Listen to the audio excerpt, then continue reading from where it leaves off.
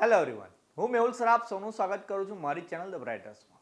તો આજના વિડીયો અંદર આપણે ડિપ્લોમા સેમેસ્ટર 3નો સબ્જેક્ટ સોમ અથવા તો મોસ એટલે કે strength of material and mechanics of સ્ટ્રક્ચરનો ચેપ્ટર નંબર 1 જે આપણે ઓલરેડી સ્ટાર્ટ કર્યો છે, જેના બે સબ ટોપિકને આપણે ન્યુમેરિકલ સ્પીક કરી લીધા છે. પણ એ ચેપ્ટરમાંથી કઈ કઈ ઇમ્પોર્ટન્ટ થિયરી કરવાની છે એ આ વિડીયોની અંદર જોઈશું.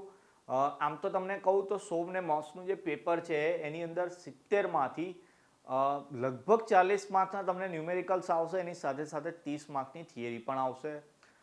મારા ઓફલાઈન ક્લાસીસની અંદર મારી અત્યારે વાત થઈ હતી તો 2-3 સ્ટુડન્ટ એવા વીક છે કે જેમને એવું બીક લાગે છે કે સર ન્યુમેરિકલ્સ આવશે બધા આટલા, તો પાસ થવામાં તો તકલીફ થશે આગળ. તો પછી હું એવું વિચાર્યું કે પછી ઓનલાઈન જે બી મારા સ્ટુડન્ટ છે દરેકને હું કહી દઉં કે 30 માર્કની થિયરી આવશે, અને થિયરી જે છે એ એટલી બધી નથી સોમ ને મોસની અંદર, તો તમે થિયરી સ્કોર કરીને પાસ થવાની ગેરંટી તો લઈ જ શકો છો. પણ આપણે એકલી થિયરી નથી કરવાની. હું જે તમને સબ ટોપિક વાઇઝ ન્યુમેરિકલ ચલાવીશ એ તમને સમજ પડી જ જશે, અને તમે એની વારંવાર પ્રેક્ટિસ કરશો તો સોમ ને મોસની અંદર સારા એવા માર્ક્સ સ્કોર કરી શકો છો.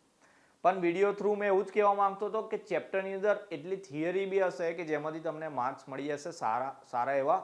અને થિયરી જે છે એ તો બહુ જ સહેલી છે સોમ ને મોસ બંનેની અંદર.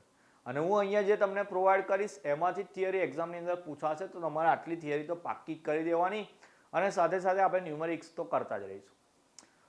તો ચેપ્ટર જે પહેલું છે 14 માર્કનું ચેપ્ટર છે, અને તમે જોયું જ હશે બુકની અંદર 7 સબ ટોપિક છે, જેમાંથી 5 થી 6 ની અંદર તો ન્યુમેરિકલ આવી ગયા. તો પછી 14 માર્કનું પૂછાશે કેવી રીતે એની વાત કરી લઈએ. તો તમને 14 માર્ક છે એમાંથી 3 કે 4 માર્કની એક થિયરી તો કમ્પલસરી આવશે 100%.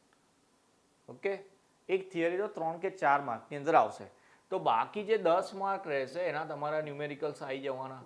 હવે એવું થાય કે કદાચ આપણો જે ક્વેશ્ચન 1 છે એનો એબીસી જે રીતે તમને ખબર જ છે કે એ 3 માર્ક્સનો, ઓકે, આ 4 માર્ક્સનો અને આ જે 7 માર્કનો છે એના ઓરમાં અત્યારે નવી પેટર્ન પ્રમાણે અહીંયા બી એક 7 માર્કનો ક્વેશ્ચન આવે છે.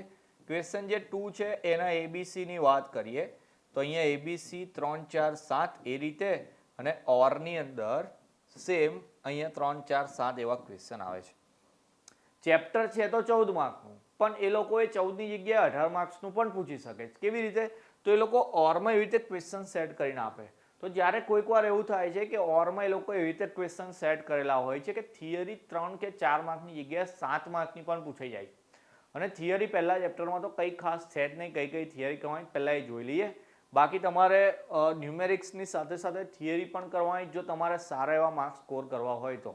અને સોમ ને મોસની અંદર પાસ તો બધાએ થવાનું જ છે, પણ હું તો એવી જ કોશિશ કરીશ, સાથે સાથે તમારે પણ એવી જ મહેનત કરવાની છે કે આપણે સોમ ને મોસની અંદર સારા એવા માર્ક્સ સ્કોર કરી શકીએ.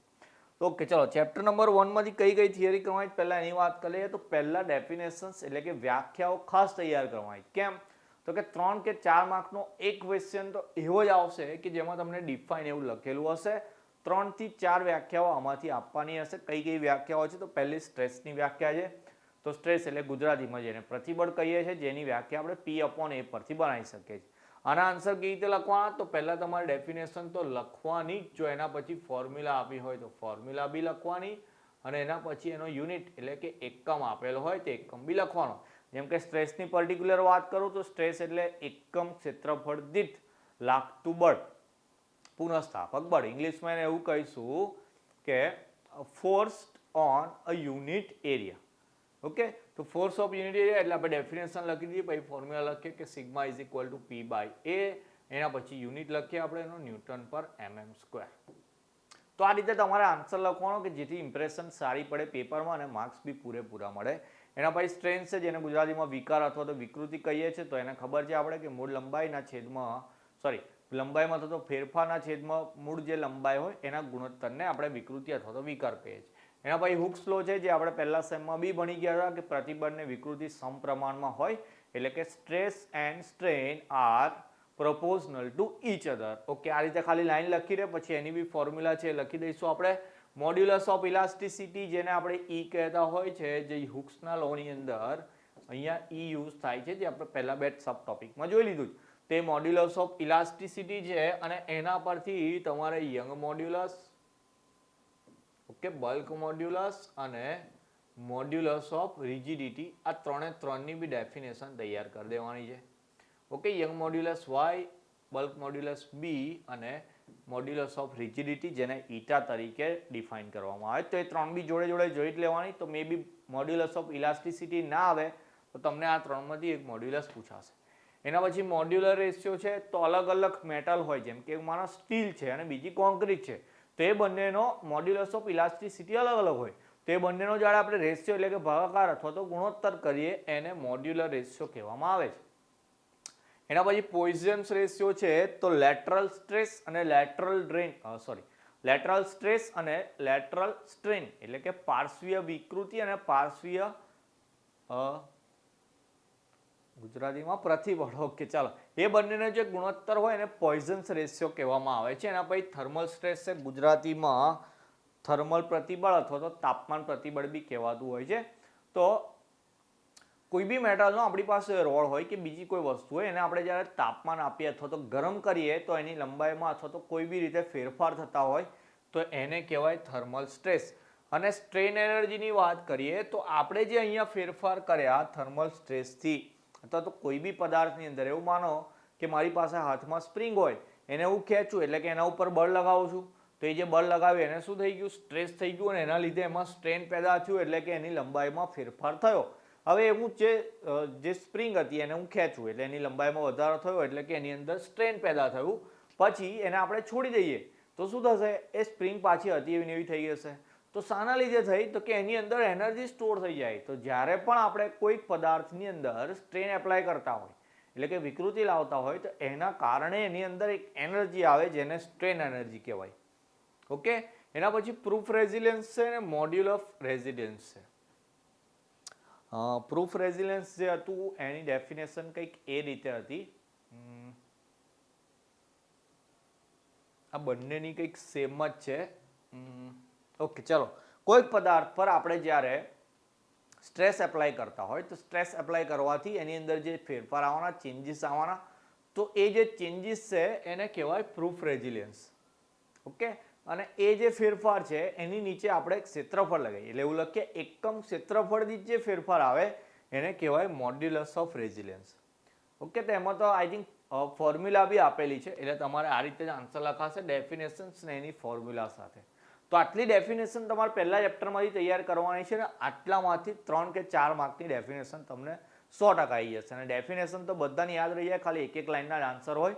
તો મેં અત્યારે જે રીતે તમને થિયરી આપું છું તો એક નાની એવી સપ્લિમેન્ટરી અથવા તો નાની નોટબુક લઈને સોમ કે મોસનું તમારો જે બી સબ્જેક્ટ હોય ટાઇટલ મારીને જેટલી થિયરી અહીંયા કરાવું છું વિથ આન્સર તમારે લખી લેવાની છે. ઓકે, એની બી પીડીએફની આશા મારી પાસે ના રાખતા, હું તો મારા જે ઓફલાઈન ક્લાસીસના સ્ટુડન્ટ છે એમની પાસે હું લખાવું જ છું. તો હું ચાહું તો એના ફોટો પાડીને તમને પીડીએફ બનાવીને મોકલી આપું, જે હું કરું જ છું. પણ એની જગ્યાએ તમે જાતે જો તમારા અક્ષરે મહેનત કરીને લખશો તો એનું પરિણામ તમને મળશે. ઓકે, તો તમારે બી એટલી કોશિશ કરવાની. જેવી એક્ઝામ નજીક આવશે હું તો પીડીએફ તમને મોકલી જ આપીશ, પણ ત્યાં સુધી તમારી તૈયારી માટે અહીંયા વિડીયો જોઈને જે બી વસ્તુ કહું એ તમારે નોટ ડાઉન કરી લેવાની. બીજી વસ્તુ કે જે 3 કે 4 માર્કની અંદર પૂછાય છે, stress and strain curve for tension test on mild steel. એટલે કે માઇલ્ડ સ્ટીલ ઉપર ટેન્શન ટેસ્ટ કરીએ આપણે તો એના સ્ટ્રેસ ને સ્ટ્રેનની અંદર કયો જે ગ્રાફ આવશે એ ડ્રો કરવાનો. તમે પહેલા સેમની અંદર ફિઝિક્સમાં જે ગ્રાફ ડ્રો કરતા હતા તમને જોઈને આઈડિયા આવી ગયો હશે. પ્રતિબળ વિકૃતિનો જે આલેખ તમારી ફિઝિક્સની એક્ઝામની અંદર પૂછેલો હતો એ જ આલેખ છે અને એ જ વસ્તુના નામ બી તમારે અહીંયા લખવાના છે. ઓકે, કે પહેલાં અમુક લિમિટ સુધી સ્ટ્રેસ ને સ્ટ્રેન પ્રોપોઝનલ હોય એકબીજાને, એના પછી થોડોક ચેન્જ આવશે, ધીરે ધીરે વધતું જાય અને પછી એક છેલ્લા ફ્રેક્ચર પોઈન્ટ બી આવી જાય. મેં પહેલા સેમમાં ફિઝિક્સમાં સમજાવ્યું એટલે તમને યાદ જ હશે. એક્સપ્લેન તો કરવાનો નથી, ખાલી તમારે એને ડ્રો જ કરવાનો છે. તો તમારે જે નામ છે એ યાદ રાખી લેવાના અને આ રીતે બુકમાં બી આપેલો છે, તમે નેટ પર સર્ચ કરશો અથવા તો અહીંયાથી સ્ક્રીનશોટ લઈ લેશો તો બી તમને મળી જશે. આ રીતનો તમારે એનો ગ્રાફ ડ્રો કરવાનો રહેશે. તો પહેલા ચેપ્ટરની વાત કરું તો ખાલી આ 2 થિયરી કરવાની છે કે જેથી તમે 4 માર્ક તો તમે આરામથી સ્કોર કરી શકો. જો તમારું નસીબ સારું હોય, જેકપોટ લાગી જાય તો 4 માર્કની જગ્યાએ 7 માર્કની અંદર બી 2 થિયરીથી તમને સારા એવા માર્ક્સ મળી જશે. તો 2 સબ ટોપિક થઈ ગયા આપણા, પહેલા ચેપ્ટરની થિયરી બી થઈ ગઈ. હવે નેક્સ્ટ વિડીયોની અંદર સબ ટોપિક 3 લઈ આવીશું. ત્યાં સુધી વિડીયોમાં સમજ પડી ગઈ હોય તો વિડીયો લાઇક કરીને શેર કરી આપવાનો, મેક્સિમમ સ્ટુડન્ટ સુધી પહોંચે, કારણ કે સેમ 3નું 100 મોસ્ટનો તમે વિડીયો રેરલી જોવા મળશે યુટ્યુબ પર, અને મે બી તમારા કોલેજની અંદર તમને સમજ ના પડી હોય તો આપણે અહીંયાથી બધી વસ્તુ પ્રોવાઈડ કરીશું, તો તમારી પાસે વિડીયો પહોંચે તો તમારે બીજા સ્ટુડન્ટને પણ પહોંચાડી આપવાનો. ઓકે, તો મળીએ નેક્સ્ટ વિડીયોની અંદર. ત્યાં સુધી તમારું ધ્યાન રાખવાનું. જય હિન્દ, જય ભારત.